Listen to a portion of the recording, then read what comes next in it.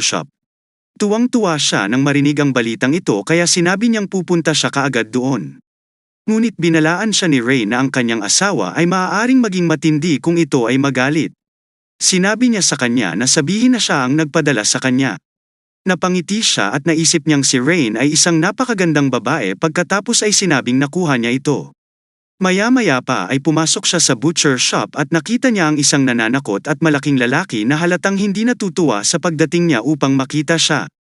Sa puntong ito ay talagang natatakot siya at hindi alam kung ano ang sasabihin.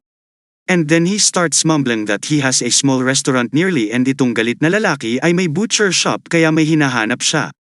Ngunit agad na pinutol ng lalaki si Ellison at sinabing hindi siya nagbebenta ng karne na hindi niya maintindihan. Sinimulan siyang sigawan muli ng lalaki at sinabing hindi siya nagbebenta ng karne. At pagkatapos ay sinasabi na lahat kayo ay ganyan na bumibili ng karne at